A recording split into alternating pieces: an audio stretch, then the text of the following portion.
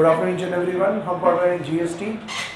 Chapter चल रहा है हमारा चैप्टर नंबर 12 है 15 है 15 returns GSTR 1, 2, 3B। GSTR 1, 2 and 3B हम पढ़ चुके हैं। आज का हमारा टॉपिक है जीएसटीआर 4। 1 में हमने पढ़ा कि आपको आउटवर्ड सप्लाई की डिटेल देनी पड़ेगी। 1 की ड्यू डेट मंथली और क्वार्टरली होती है। मंथली है तो 11th ऑफ एवरी मंथ और क्वार्टरली है 30 from the end of quarter. ठीक है, क्वार्टरली है तो आईएफएफ के भी है तो उसकी भी डेट है। पहले 2 महीने के लिए 30, थर्ड मंथ के लिए तो जीएसटीआर 1 ही फाइल करना पड़ेगा। ठीक है, फिर जीएसटीआर 1 में हमने देखा कि सर जो B2B इन्वॉइसेस है उनकी डिटेल इन्वॉइस वाइज और जो B2C है वो कंसोलिडेटेड। इंट्रा स्टेट में तो पूरा कंसोलिडेटेड, इंटर स्टेट में up to 2.5 lakh consolidate, more than 2.5 lakh individual invoice wise rate wise, inter state में भी रेट वाइज। ठीक है, फिर GSTR 3B। GSTR 3B payment of tax के लिए है। पहले आप 1 फाइल करते हो, 1 से ऑटो पॉपुलेट होता है 2 को ऑटो पॉपुलेट करने में बहुत सारे रिटर्न्स लगते हैं, जो एनआरटीपी है, आईएसडी है, ऑइडार है, सीटीपी, टीडीएस, टीसीएस है। सब ने अपने अपने रिटर्न फाइल किए होंगे। किसी ने भी अगर आपका जीएसटी नंबर मेंशन किया है तो आपके जीएसटी नंबर से हम सारी डिटेल्स एक्सट्रैक्ट करके आपका जीएसटीआर 2A और 2B जनरेट कर देंगे। दोनों के दोनों रीड ऑनली डॉक्यूमेंट होते हैं। 2A रियल टाइम अपडेट होता है, 2B स्टैटिक डॉक्यूमेंट होता है। सिर्फ एक ही बार अपडेट होता है, वो होता है 14। तो जिसने अपना रिटर्न टाइम पे फाइल किया है, 13 तारीख 11 तारीख से पहले फाइल कर दिया है, उसका इनपुट आपको 2B में शो हो जाएगा।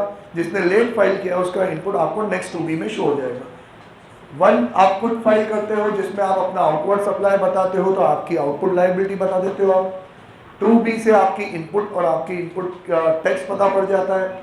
अब 3B सिर्फ आपको अश्योरेंस देना होता है कि हाँ सर यही मेरा आउटपुट है, इतना मेरा टैक्स है कंसोलिडेटेड बेसिस पे, सर यही मेरे पास इनपुट है, इतना ही परचेज है और ये मेरे पास इनपुट टैक्स क्रेडिट है कंसोलिडेटेड बेसिस पे। फिर आप इनपुट और आउटपुट का सेटलमेंट करते हो, जो टेबल हमने फॉरवर्ड और बैकवर्ड अप्रोच से सीखी है। उसके बाद अगर आपके पास पर्याप्त पैसा है तो पहले आप सेट ऑफ करते हो, फिर ई-वेरीफाई करके अपना रिटर्न फाइल करते हो। अगर आपके पास पर्याप्त पैसा नहीं है इलेक्ट्रॉनिक कैश लेजर में तो पहले आपको चालान जनरेट करके पेमेंट करना पड़ेगा, फिर सेट ऑफ करोगे, फिर फाइल करोगे। बाकी की डिटेल्स अपन ने पढ़ ली। अब चलते हैं अपन जीएसटीआर 4 पे। जीएसटीआर 1, 2, 3 मेजर टॉपिक था। Most of the regular tax payers 1, 2, 3 file करते हैं। छोटे व्यापारी जिनके लिए अपन ने पढ़ा है सेक्शन 10 कंपोजिशन, जो लोग ऑप्ट कर सकते हैं। एक्ट में लिखा हुआ है सेक्शन 10 कि 50 लाख तक की लिमिट है, पर सरकार इसको प्रोवाइडेड डेट में एक्सटेंड कर सकती है और उन्होंने 1.5 करोड़ कर रखा है। तो अगर आपका टर्नओवर अप टू 1.5 करोड़ है तो आप कंपोजिशन में आ सकते हो। आपको चूज करना पड़ेगा। एक बार आपने चूज कर लिया तो आप कंपोजिशन में ही रहोगे। जैसे ही आपका टर्नओवर क्रॉस कर जाता है तो आपका ये ऑप्शन लैप्स हो जाता है। आप दोबारा से कहाँ आ जाते हो, रेगुलर में आ जाते हो। ठीक है, आप चाहो तो एक बार आपने कंपोजिशन ऑप्ट कर लिया है, उसके बाद आप कंपोजिशन में नहीं रहना चाहते तो आप ऑप्ट आउट भी कर सकते हो। ठीक है, ये सारी बातें अपन समझ चुके हैं। कौन कौन कंपोजिशन में नहीं रह सकता, उसका 10(2) में ABCDEF है ना, यही है 10(2)A। सर्विस प्रोवाइडर भी स्पेशल रेट से 3%, 6% से टैक्स दे सकता है। सब पढ़ रखा है अपन ने। तो अब ये कंपोजिशन डीलर क्या रिटर्न फाइल करेगा, कैसे फाइल करेगा, उसके बारे में है। तो सबसे पहला हु, कौन फाइल करेगा, सर कंपोजिशन का डीलर। ठीक है, मोबाइल दे देते रहो नीचे पर।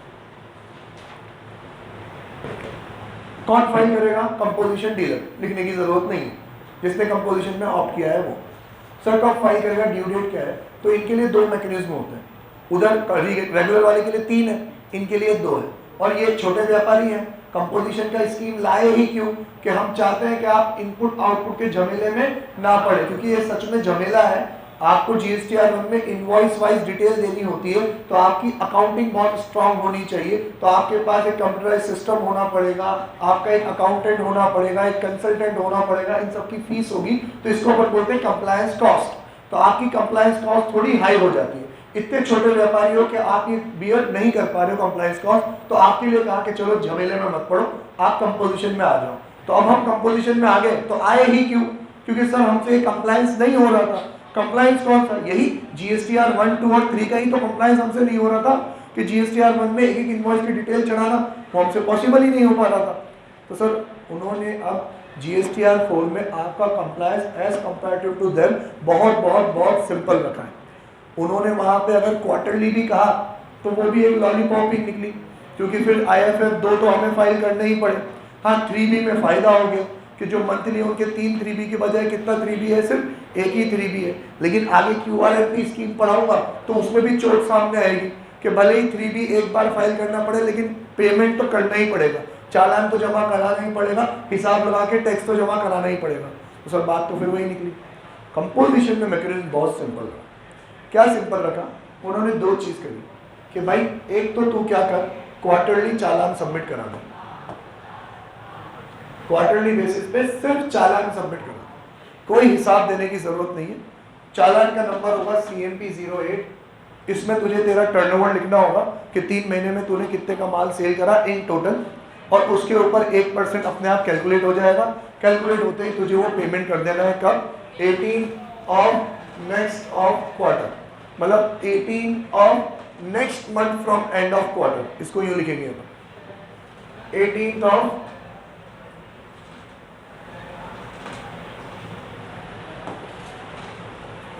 Next month from end of quarter, मतलब आपका क्वार्टर खत्म हुआ, नया क्वार्टर चालू हुआ, 18 तारीख तक आपको CMP 08 फाइल करना है।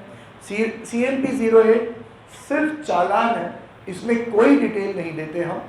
मैंने अप्रैल में जून में अगर 10 लाख का बिजनेस किया है तो 10 लाख लिखूंगा, उसका 1% 10,000 आएगा, मैं जनरेट कर दूंगा, पेमेंट कर दूंगा, खत्म। ये पैसा मेरे ही इलेक्ट्रॉनिक कैश लेजर में पड़ा रहता है, कहीं सरकार के पास भी नहीं जाता, मेरे इलेक्ट्रॉनिक कैश लेजर में ही पड़ा रहता है।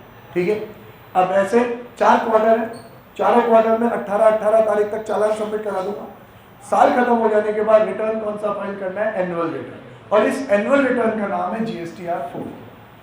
ये एनुअल है, कब तक फाइल करना है, इमीडिएटली, साल खत्म होते ही। वहाँ रेगुलर वालों के लिए एनुअल रिटर्न के लिए 9 महीने दिए, 31 दिसंबर लास्ट डेट है, अभी पढ़ेंगे अपन एनुअल रिटर्न के बारे में। और यहाँ एनुअल रिटर्न के लिए सिर्फ 30 दिन दिए, जैसे ही साल खत्म होगा अप टू 30 अप्रैल आपको एनुअल रिटर्न फाइल करना है, 30 अप्रैल ऑफ नेक्स्ट फाइनेंशियल ईयर। ये है GSTR 4, इसमें सारी डिटेल जाएगी। सर कौन कौन सी डिटेल जाएगी, तो मैं आपको ओवरव्यू बता देता हूँ, फिर डिटेल अपन बुक में से पढ़ते हैं कि भाई इनवर्स सप्लाई वो तो आएगी इनवॉइस वाइज, आपको मेंशन करना पड़ेगा कि आपने किस किस से माल खरीदा है। ठीक है, आउटवर्ड सप्लाई ये आएगी कंसोलिडेटेड। सर ये क्या हुआ, जिसको बेच रहे हैं वो कंसोलिडेटेड एक साथ बता दो और खरीद रहे हैं इनवॉइस वाइज। यस, क्यों, क्योंकि यार कंपोजिशन में हो ना, हमें आगे तो ITC किसी को ट्रांसफर करना ही नहीं है, तो कंसोलिडेटेड पूरे साल की एक वैल्यू बता दो और उसके ऊपर जो टैक्स है तुमने CMP 08 में जमा कराई दिया होगा, उस CMP 08 की डिटेल्स अपने आप में फर्निश हो ही जाएगी। दोनों चीज़ें मैच है तो आपका रिटर्न फाइल हो जाएगा, दोनों चीज़ें मैच नहीं है, आपने CMP 08 में मान लो 10 लाख 40,000 रुपये जमा कराए और आपका टोटल टर्नओवर है 45 लाख, तो 5,000 रुपये और जमा कराने बनते हैं ना, तो वो सबमिट नहीं होगा। तो पहले आप रिमेनिंग पैसा जमा कराओ और वो क्या हो जाएगा, सबमिट हो जाएगा। क्लियर है, ओके। अब सर इनवर्स सप्लाई में भी पहले आप आ जाओ पेज नंबर 15.35 पे।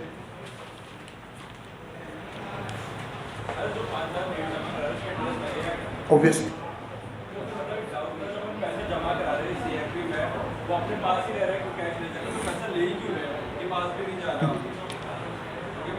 बहुत वैलिड डाउट है कि जब वो हमारे कैश लेजर में ही रह रहा है तो ले क्यों रहे हैं। अब है कैश लेजर उनकी तरफ से बनाया गया एक अकाउंट है, पैसा तो उनके पास ही है।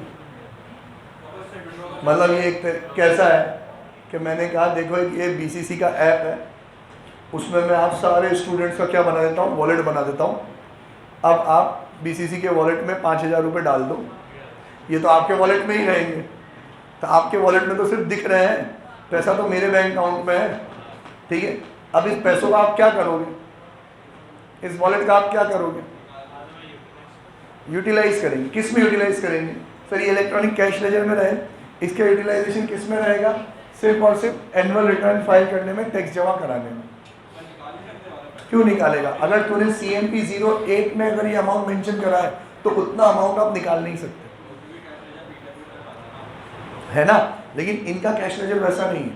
इनके अगर CMP 08 में आपने अमाउंट मेंशन कर दिया तो आपने एक तरीके से लायबिलिटी बुक कर दी।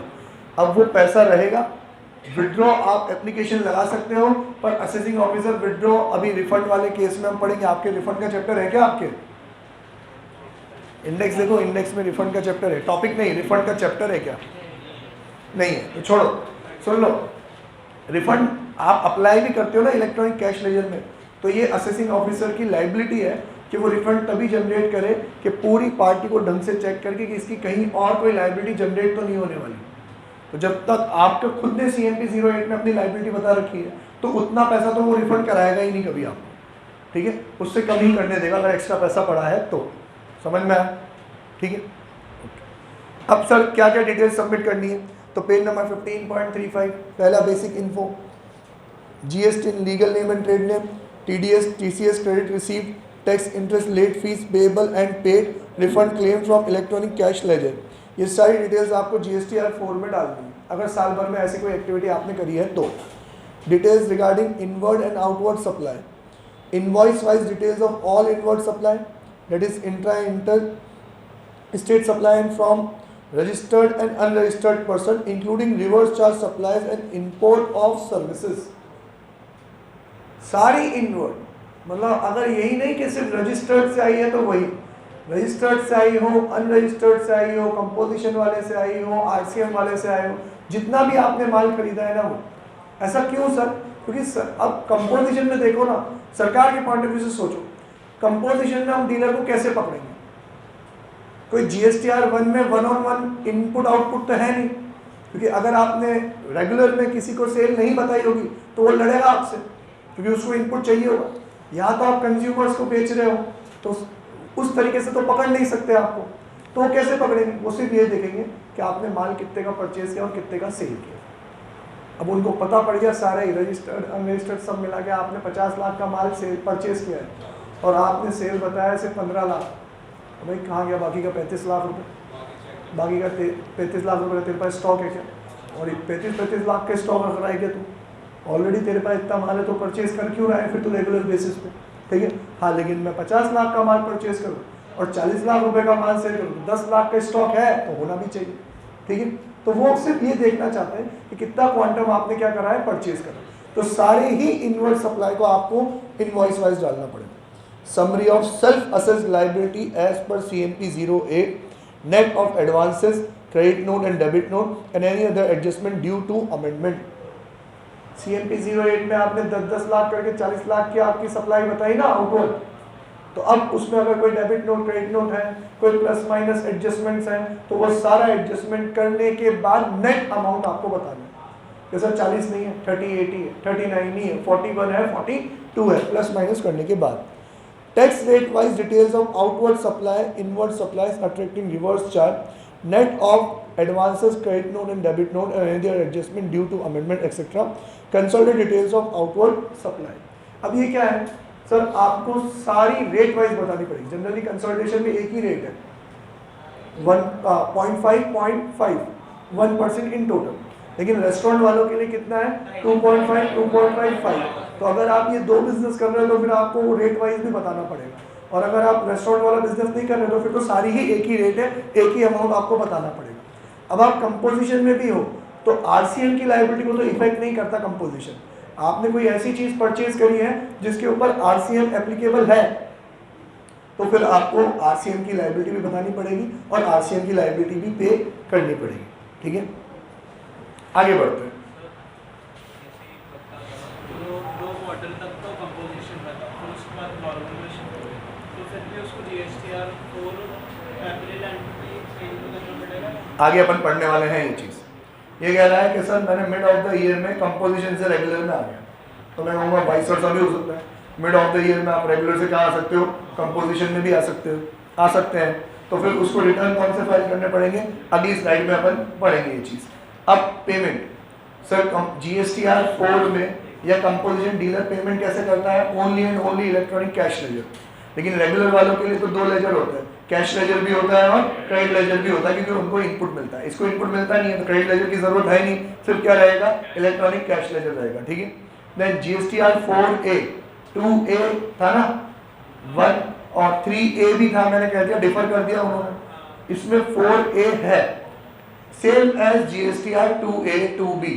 इसमें क्या होता है कि आपने अगर किसी रजिस्टर्ड पर्सन से माल परचेज किया है तो उन्होंने आपका GST नंबर तो दिखाया होगा, उनको क्या मतलब आप कंपोजिशन में हो कि नहीं हो, उन्होंने किसी रजिस्टर्ड पर्सन को माल सेल करा है, आपने उनको अपना GST नंबर दे दिया, तो ये भाई साहब अपना आपका इनवॉइस वाइज डिटेल देंगे।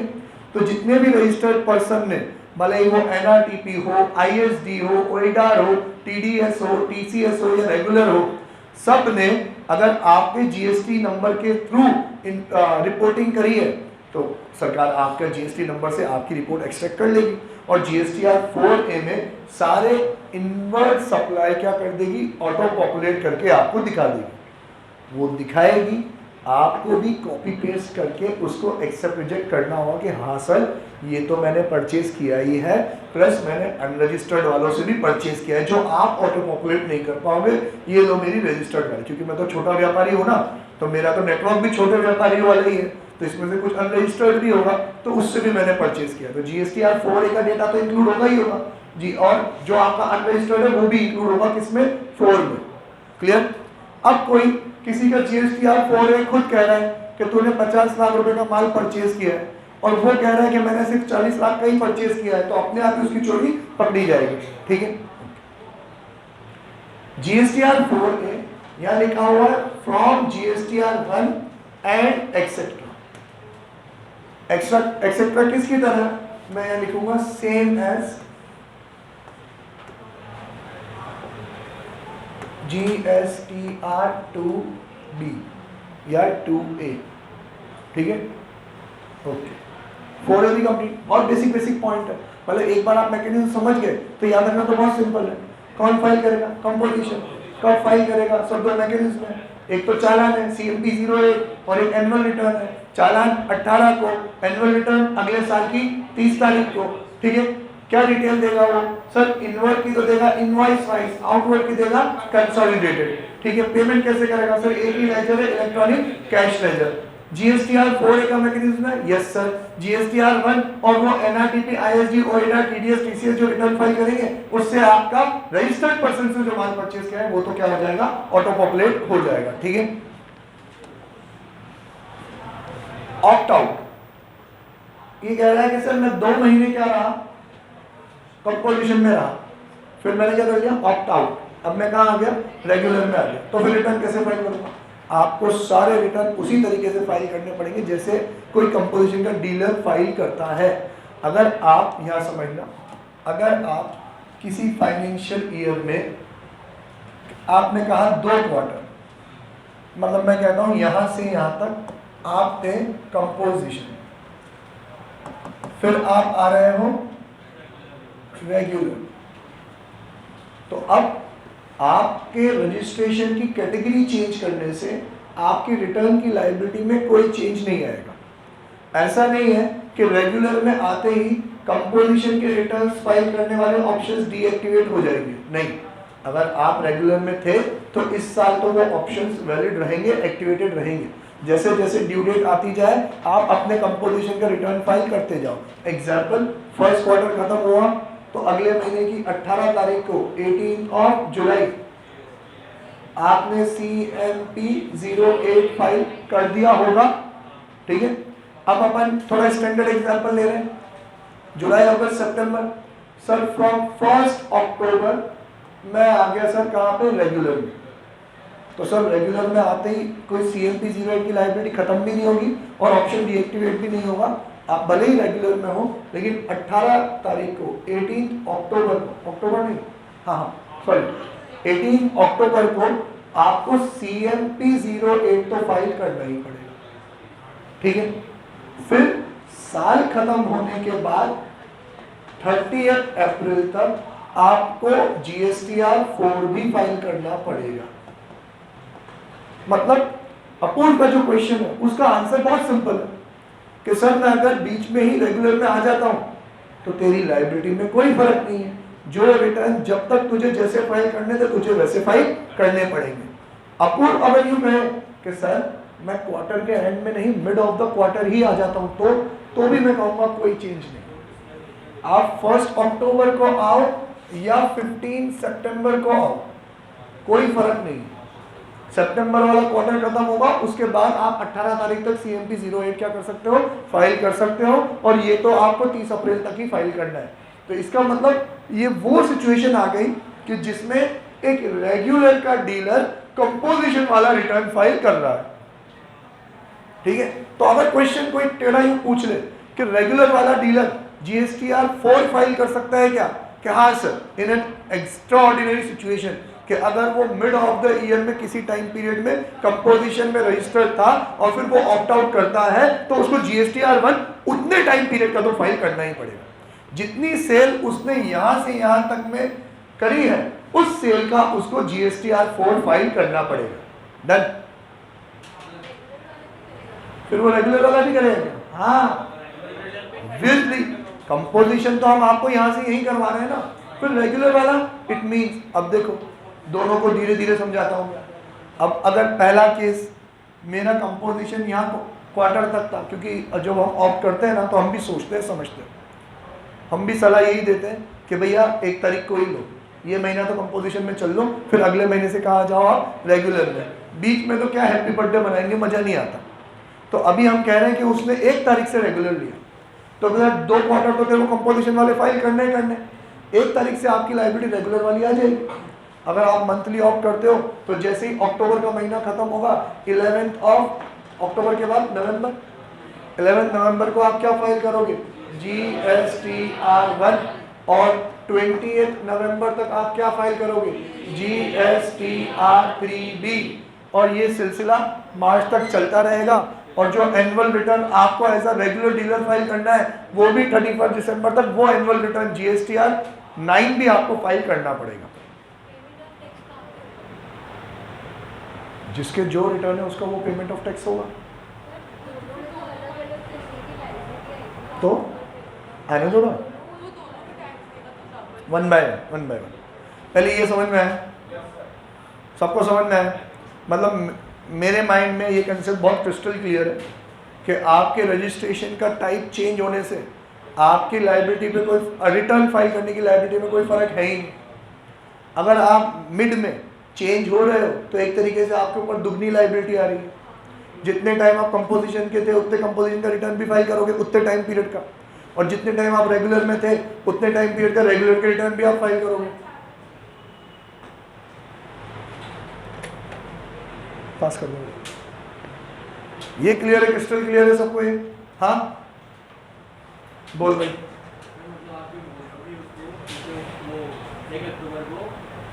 रेगुलर पे आ रहा है तो अब जो उससे पहले तक तो 1 महीने का फाइल रहेगा ना, 3 क्वार्टर का ही रहेगा ना। हाँ वो तो वैसे भी 3 महीने का ही करना था, वो तो वैसे भी 3 महीने का ही करना था। CMP 08 तो क्वार्टरली है।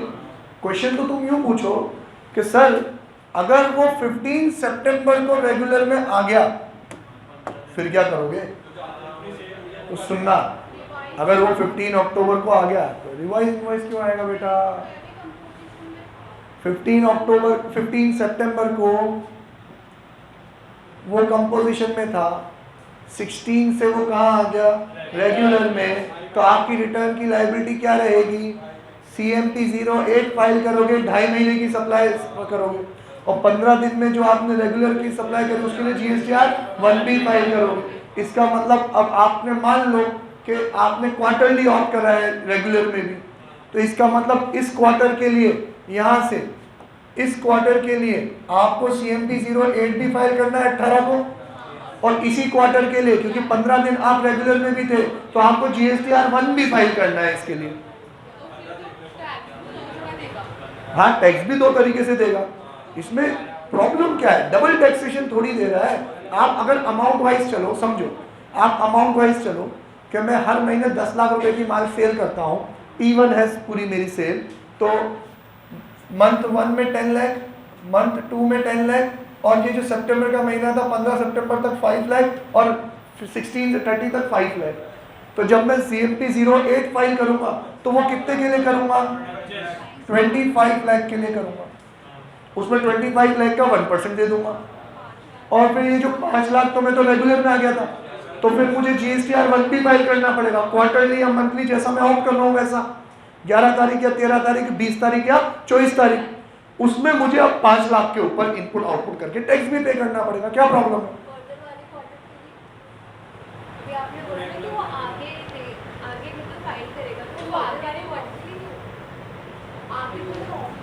तू ये क्वेश्चन अपने आप से ही पूछ, बहुत सिली क्वेश्चन। फर्दर वाले क्वार्टर के लिए वो करेगा ना।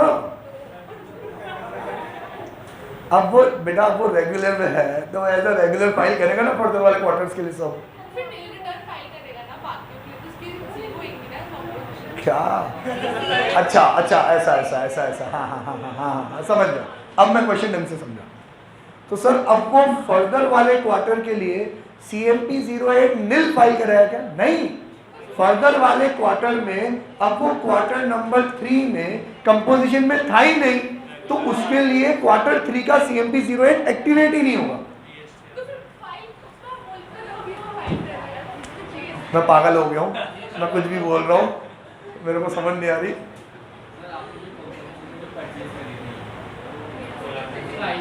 पहले हाँ वो भी मिलेगा, मैं तेरे डाउट पे पहले बाद में आता हूँ। पहले इनका डाउट तुम्हें समझ में आ रहा है क्या?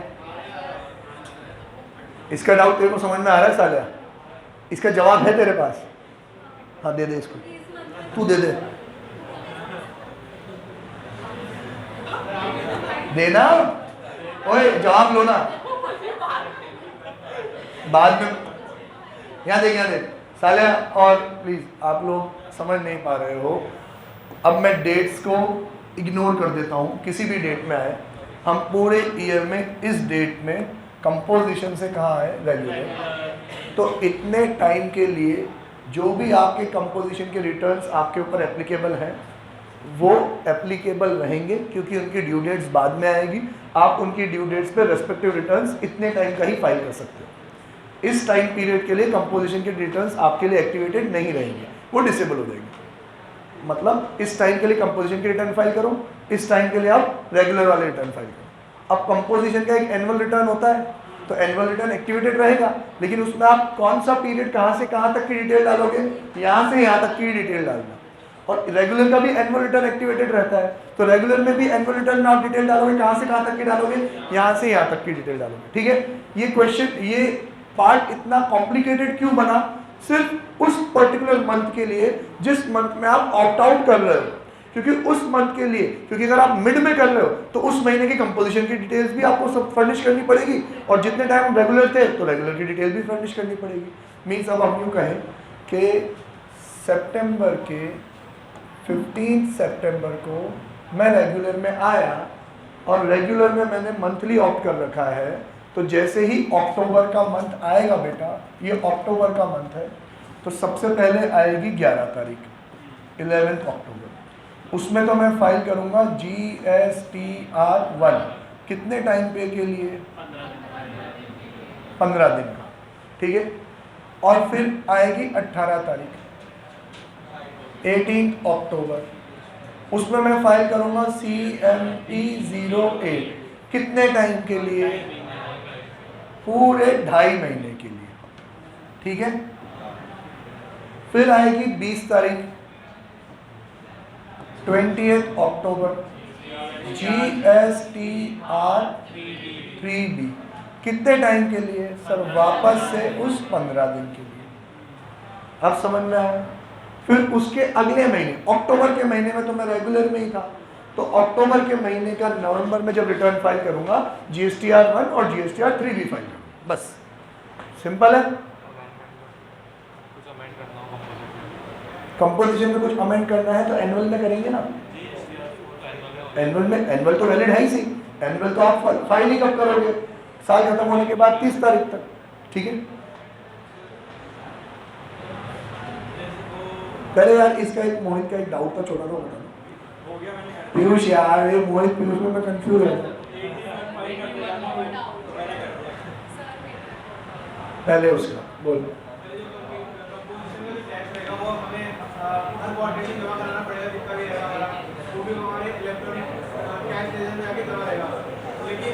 करेंगे एनुअल रिटर्न के टाइम पे, है ना, या फिर उसी महीने के क्वार्टर में पे हो जाएगा? हो जाएगा उसी क्वार्टर में। तो ये जो कंपोजिशन का वॉलेट है ना, चेंज करूँगा रेगुलर में, तो मैं क्वार्टर के मिड में कर रहा हूँ, तो कंपोजिशन का जो अमाउंट रहेगा क्रेडिट लेजर पे वो भी एक साथ ही रहेगा और रेगुलर का अमाउंट भी एक साथ ही रहेगा। देखो अब इसका जो क्वेश्चन है वो वॉलेट को लेकर है कि सर पहले मेरा कंपोजिशन में था तो इलेक्ट्रॉनिक कैश लेजर एक्टिवेटेड था, इलेक्ट्रॉनिक क्रेडिट लेजर एक्टिवेटेड ही नहीं रहेगा। फिर जैसे ही मैं रेगुलर में आया तो इलेक्ट्रॉनिक कैश लेजर तो है ही सही और इलेक्ट्रॉनिक क्रेडिट लेजर भी एक्टिवेटेड हो जाएगा, ठीक है। और वो पीयूष और सिद्धार्थ, पीयूष और सिद्धार्थ वो यही बात कर रहे हैं सेक्शन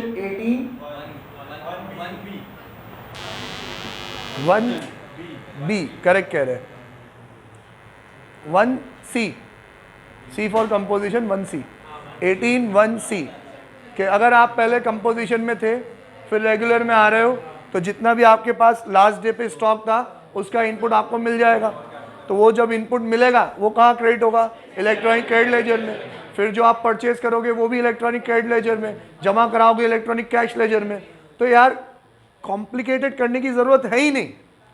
रेगुलर में रेगुलर वाला मैकेनिज्म चलेगा, कंपोजिशन में कंपोजिशन वाला मैकेनिज्म चलेगा, ठीक है।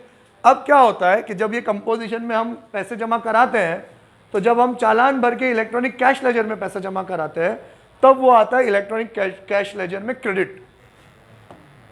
इलेक्ट्रॉनिक कैश लेजर में क्या होता है? क्रेडिट। फिर जब अपन CMP 08 फाइल कर देते हैं क्वार्टरली तो उतना अमाउंट क्या हो जाता है? इलेक्ट्रॉनिक कैश लेजर में डेबिट। मतलब एक तरीके से जब मैंने पैसा जमा कराया तो मेरा इलेक्ट्रॉनिक कैश लेजर नाम का वॉलेट फिलअप हो गया। फिर जैसे ही मैंने CMP 08 सबमिट किया वो पैसा उसमें से डिडक्ट हो गया। क्लियर है? तो इलेक्ट्रॉनिक कैश लेजर में जितना कंपोजिशन वाला होगा वो उतना एडजस्ट हो गया होगा। फिर यहाँ पे और फिलअप करो और उसकी लाइबिलिटी वैसे जैसे पे करते हो वैसे पे करो आप। क्लियर है ये बात? ठीक है, ओके। अब अगली बात तो और भी खतरनाक है, तुम इसमें इतना उलझ गए, तेरा कोई डाउट था जो पूछा नहीं, अब आ गया समझ में। अगला कि सर जब हम ऑप्ट इन करेंगे, अब ऑप्ट इन कर रहे हैं मतलब रेगुलर से हम कंपोजिशन में आ रहे हैं तो रेगुलर वाले सारे रिटर्न्स आपको फाइल करने पड़ेंगे कि नहीं करने पड़ेंगे? दो आप कंपोजिशन में हो लेकिन प्रीवियस पीरियड्स के जो रिटर्न्स है वो तो आपको इस पीरियड में भी वैसे के वैसे ही फाइल करने पड़ेंगे, 1, 3B वगैरह। अगर मान लो वो रिटर्न्स कोई पेंडिंग है या फिर वो लेटेस्ट वाला पीरियड ही आपने फाइल नहीं किया तो आपने फाइल नहीं किया तो आपको जो वो फाइल करना है उसकी लास्ट डेट क्या है ये लिखी हुई है, due date of return of सितंबर ऑफ नेक्स्ट ईयर। मतलब सितंबर ड्यू डेट नहीं है। अब बात क्या हो रही है पहले ढंग से समझ लो आप लोग। ये सब रब कर दो क्या रहने दो? यार कल वाला सेव नहीं किया अपन ने।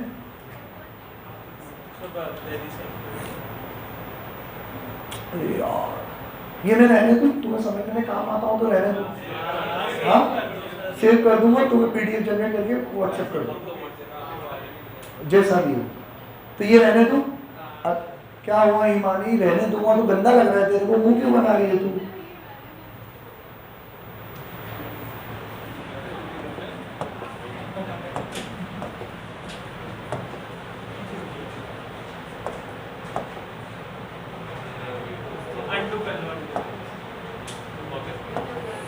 इसकी माँ का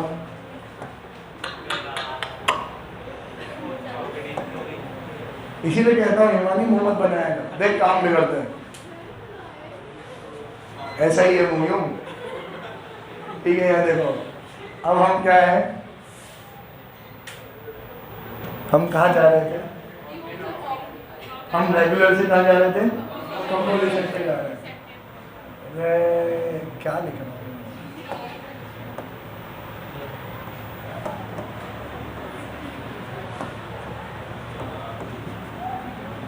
समझ में? ये मेरा पूरा फाइनेंशियल ईयर है, इसमें मैं रेगुलर में था और इस टाइम पीरियड में मैं कंपोजिशन में था।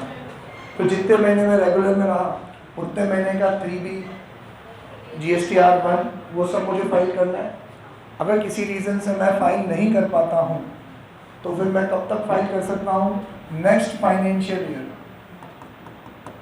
में जो सितंबर का महीना आएगा, उस सितंबर के महीने की जो ड्यू डेट आएगी रिटर्न फाइल करने की, मतलब वो कब आएगी? अब अक्टूबर में, एक तो 11 अक्टूबर और एक 20 अक्टूबर, तब तक मैं वो रिटर्न फाइल कर सकता हूँ। उसके बाद में मैं वो रिटर्न फाइल नहीं कर सकता। या तो ड्यू डेट ऑफ सितंबर या फिर actual date of annual return, actual date of annual return whichever is earlier। समझ में आ रहा है? सारी बहस अपन पहले कर ही चुके हैं। भाग, तुम दोनों डिस्कशन में रह गए तो मैं क्या करूँगा? चल चल चल।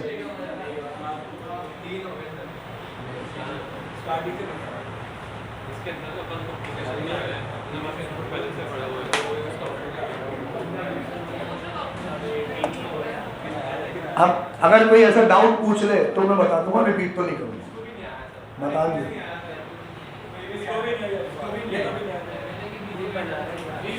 पीछे बैठा है तो नहीं आया?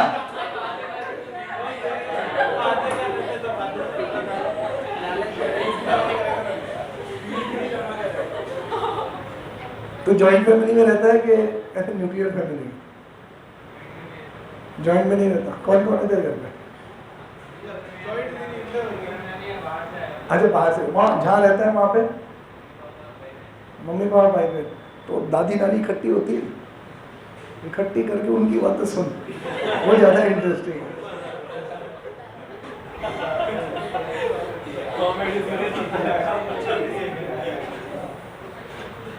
मैं आता हूँ। इसका डाउट है? क्या डाउट है? कंपोजिशन में आ गए और इलेक्ट्रॉनिक कैश लेजर में पैसा पड़ा है तो वो काम आ सकता है क्या? इलेक्ट्रॉनिक ट्रेड लेजर में पड़ा है तो काम आ सकता है क्या? नहीं, क्योंकि वो तो क्या हो जाएगा? लैप्स ही हो जाएगा। जितना इनपुट है उतना तो जमा कराना पड़ेगा। अगर इलेक्ट्रॉनिक ट्रेड लेजर में ज़्यादा है तो बचा हुआ तो क्या हो जाएगा? लैप्स। और अगर इलेक्ट्रॉनिक ट्रेड लेजर में कम है तो इलेक्ट्रॉनिक कैश लेजर के थ्रू जमाना कराना पड़ेगा। इलेक्ट्रॉनिक कैश लेजर में ज़्यादा है तो लैप्स नहीं होगा, वो वॉलेट है उसमें रहेगा। फिर वो अपन कंपोजिशन में काम में ले सकते हैं कि हाँ बेटा पैसा तो वही है, तो इलेक्ट्रॉनिक कैश लेजर का पैसा बच जाए तो उसको काम में ले सकते हैं। इलेक्ट्रॉनिक क्रेडिट लेजर तो ऑलरेडी क्या हो जाता है? लैप्स हो जाता है। ठीक है, और कोई डाउट? क्रेडिट लेजर लैप्स होकर डीएक्टिवेट हो जाएगा।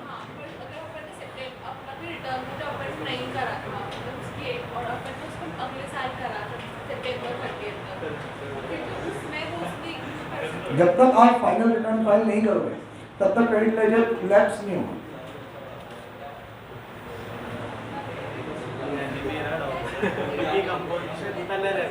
कंपोजिशन में गया था, लैप्स हो गया, फिर वापस रेगुलर में आ गया तो फिर वापस और जो बैलेंस चेक क्रेडिट था उसको यूज कर सकते हैं। पहले मैं वो मजा आ रहा है इन लोगों को।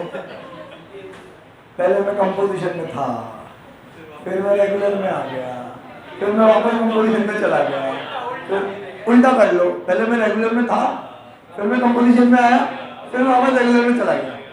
तो जब मैं रेगुलर में था और मैं कंपोजिशन में आया तो जो मेरा इलेक्ट्रॉनिक क्रेडिट लेजर था वो लैप्स हो गया। फिर मैं कंपोजिशन में रहा, फिर मैं वापस से कहाँ गया? रेगुलर में। तो वो लैप्स किया हुआ अमाउंट वापस मिलेगा क्या? सारा कैलकुलेशन स्टॉक के बेसिस पे चलेगा। तुम जब कंपोजिशन में आए तो जो स्टॉक था उसका आईटीसी रिवर्स करना पड़ेगा। अगर उससे ज्यादा आईटीसी है तो कैसे है? How is it possible? और फिर जब आप कंपोजिशन से वापस रेगुलर में आ रहे हो तो जो आपके पास स्टॉक है उतना इनपुट आप क्लेम करो, मिलेगा। लैप्स वाला क्यों मिलेगा आपको? ठीक है,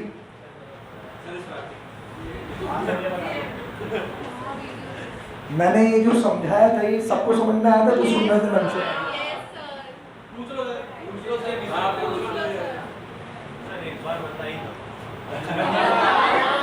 मैं बताऊंगा लेकिन बहुत शॉर्ट में, ठीक है? ये लल्लू जैसी बातें कहाँ तक मैं बताता रहा हूँ तुम लोगों को? बेटा नजर हटी, दुर्घटना घटी, ये है दुर्घटना घट गई।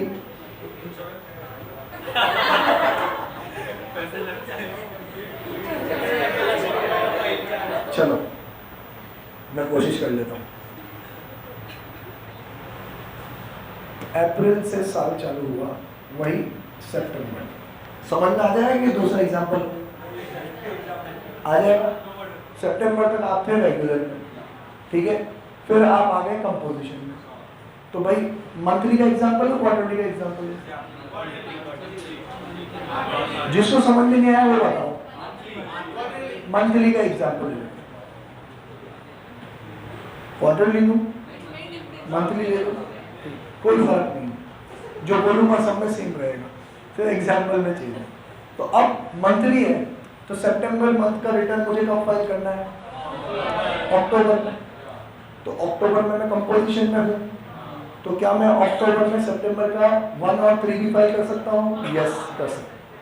पर मैंने नहीं किया तो कर सकता हूँ ना? करो सर। पर मैंने नहीं किया तो फाइल करने की लास्ट डेट क्या है? अगले साल के सितंबर के महीने की जो ड्यू डेट होती है वो इधर की ड्यू डेट। अगले साल के सितंबर के महीने की ड्यू डेट क्या होगी? 1 के लिए 11 अक्टूबर, 3B के लिए 20 अक्टूबर। तो 1 रह गया है तो 11 अक्टूबर, 3B रह गया है तो 20 अक्टूबर। या तो ये ड्यू डेट ऑफ सितंबर या फिर actual date of annual return. आप हो अति उत्साहित, आपने एनुअल रिटर्न पहले ही फाइल कर दिया है, तो उससे बात नहीं कर सकते, ठीक है। ओके,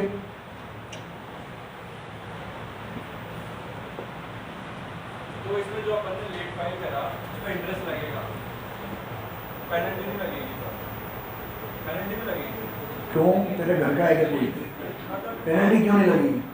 मतलब पहली की गलती से आपका एक लाइन था 1.5 साल से फाइल नहीं करा था, तो उसको आगे कर ही रहा था नॉर्मल, मैं भी नॉर्मल कर ही रहा हूँ। क्या कर रहा है तू? नॉर्मल तू नॉर्मल से बिजनेस कर रहा है, रिटर्न थोड़ी फाइल कर रहा है। वो रिटर्न तो फाइल करने पड़े उसको, पेनल्टी लगी उसकी। 1.5 साल वाला भी कर ही रहा है, उसके बाद नहीं करने देंगे, जब 1.5 साल तक ऐसे कर मर्जी है हमारी। करने 1.5 साल तक ही देंगे, उसके बाद नहीं करने देंगे।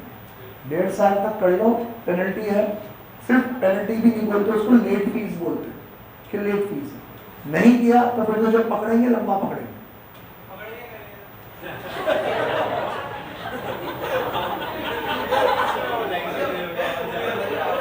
ऑब्वियसली जेन्युइन क्वेश्चन है, आप पकड़ेंगे करेंगे सर, पेनल्टी लगेगी। टैक्स में आप कोई भी गलती करो, हर गलती की माफी पैसा है। पैसा फेंक, तमाशा देख। तू पैसा नहीं फेंकेगा, तेरे को उठा के फेंकेंगे। जब तक पैसा है तुम राजा हो। क्या है वो मुझे नहीं पता, ऐसी बातें मैं नहीं करता। Nil return same as GSTR 3B। कैसे? SMS से फाइल कर सकते हो आप, और अगर कोई ट्रांजेक्शन नहीं है तो निल रिटर्न फाइल करो। कोई छोटा मोटा भी ट्रांजेक्शन है, एग्जेम्पशन वाला, नॉन GST वाला, तो वो तो फाइल करना ही पड़ेगा आपको, ठीक है। 4 कंप्लीट हुआ। ऑटो वाले आ गए क्या साले? नहीं आया ना?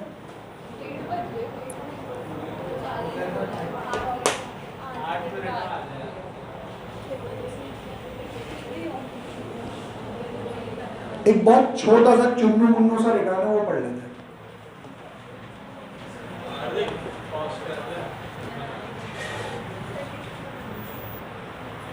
नेक्स्ट रिटर्न GSTR 5, बहुत सिंपल है। किसके लिए है? NRTP। NRTP के लिए हमने पढ़ रखा है कि इनको 90 डेज के लिए रजिस्ट्रेशन मिलता है। 5 दिन पहले रजिस्ट्रेशन लेना पड़ता है, एडवांस में टैक्स जमा कराना पड़ता है। टैक्स इनके इलेक्ट्रॉनिक कैश लेजर में चला जाता है। 90 डेज के बाद आप इनको फर्दर 90 और 90 के लिए एक्सटेंड कर सकते हो, ठीक है। मतलब कमिश्नर चाहे तो एक्सटेंड कर सकता है फर्दर 90 के लिए, ठीक है। उसके बाद 90 नहीं है, ठीक है। कौन सा सेक्शन है? 27।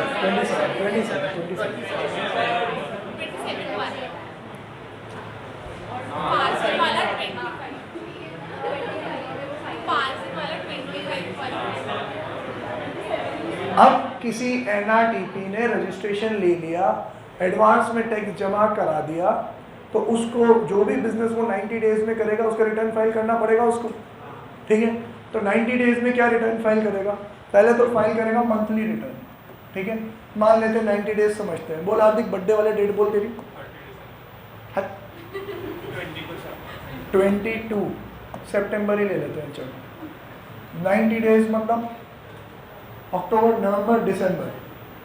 बेटा तेरी बर्थडे बोल, क्या बात है, 7 दिसंबर।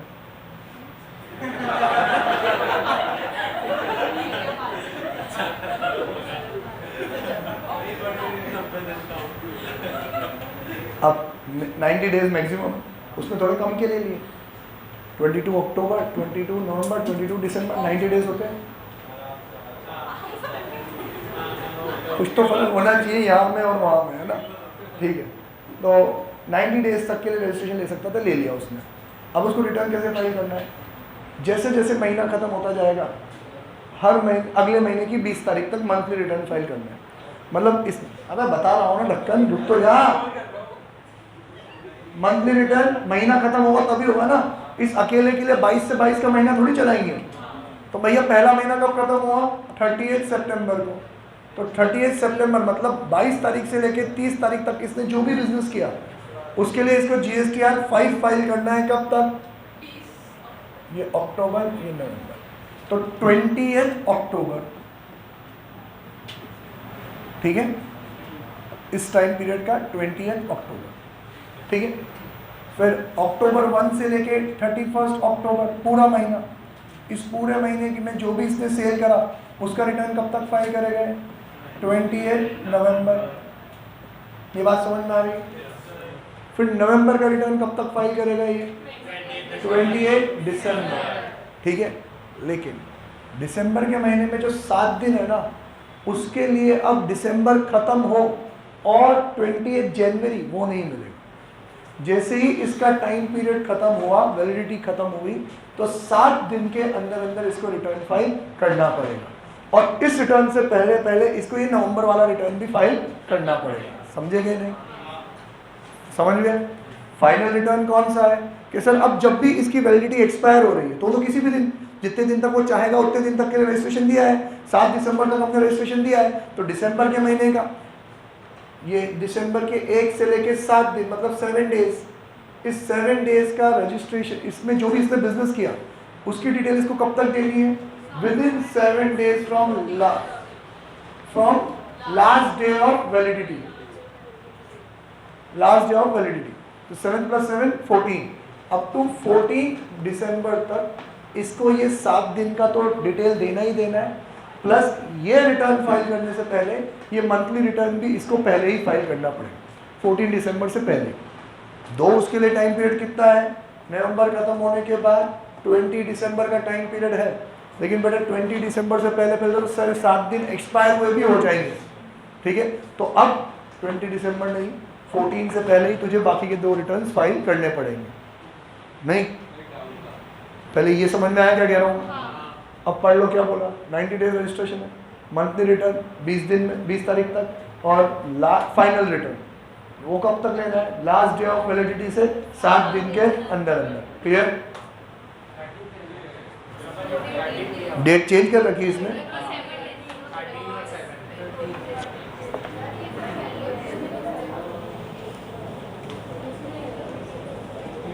तो ये जो 20 है ना, ये चेंज कर दिया है, 20 को हटा के कितना कर दिया है, 13 कर दिया है इस साल।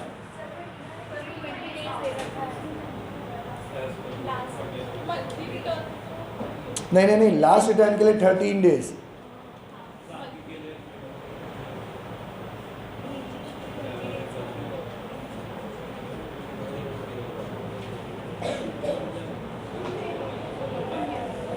पॉज कर दो बेटा। जो हमने अभी 20 डेज पढ़ा वही सही है। ये एक्ट और रूल वाला केस है। एक्ट में लिखा हुआ है 13 days after the end of the month, और रूल में लिखा हुआ है as per rule 63 20 days from the end of the tax period. तो 13 डेज और 20 डेज, तो 20 डेज इज एप्लीकेबल। तो अगर आप जैसे जैसे महीना खत्म हो रहा है उसके 20 दिन के अंदर अंदर और लास्ट अगर डेट आ गई है तो फिर 7 दिन के अंदर अंदर, विच एवर इज अर्लियर। ठीक है,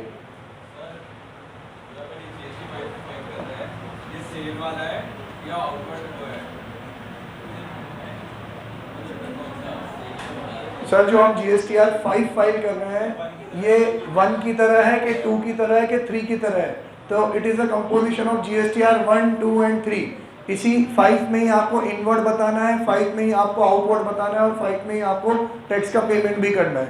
तो हम यहाँ लिख सकते हैं it is a composition of GSTR 5, it is a combination of GSTR 1, 2 and 3B। फिर डिटेल्स टू बी फर्निश्ड और मेंशन कर दें।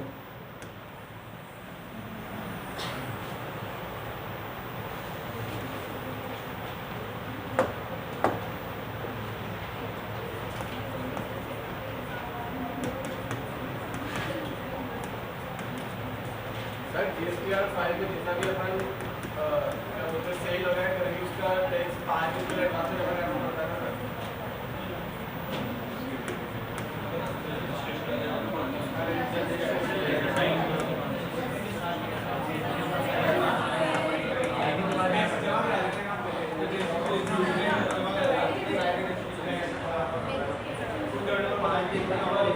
5 दिन पहले तो रजिस्ट्रेशन लेना पड़ता है, रजिस्ट्रेशन लेने के टाइम पे टैक्स जमा कराना पड़ता है। तो आप ये जो रिटर्न फाइल कर रहे हो उसका टैक्स का पेमेंट तो आप ऑलरेडी कर चुके हो, जो कहाँ पे है, इलेक्ट्रॉनिक कैश लेजर में पड़ा हुआ है। अब आप उस इलेक्ट्रॉनिक कैश लेजर से अपनी लाइबिलिटी क्या कर रहे हो, सेट ऑफ कर रहे हो। समझ में आया? ठीक है, तो ये GSTR 5 में ही आप इनवर्ड सप्लाई भी बताओगे, आउटवर्ड सप्लाई भी बताओगे और फिर पेमेंट भी कर दोगे। इंटरेस्ट, पेनल्टी, सेस वगैरह जो भी होगा वो आप GSTR 5 के लिए करोगे। मतलब NRTP के लिए, क्योंकि वो शॉर्टर पीरियड के लिए आ रहा है तो उसके लिए कंप्लायंस ज़्यादा नहीं रखा, सिंपल रिटर्न रखा है मंथली बेसिस पे GSTR 5, जो हर महीना खत्म होने के बाद, कैलेंडर मंथ खत्म हो अगले महीने की 20 तारीख और अगर वैलिडिटी खत्म हो रही है तो 7 दिन के अंदर अंदर, 20 तारीख और 7 दिन, विच एवर इज अर्लियर। ठीक है,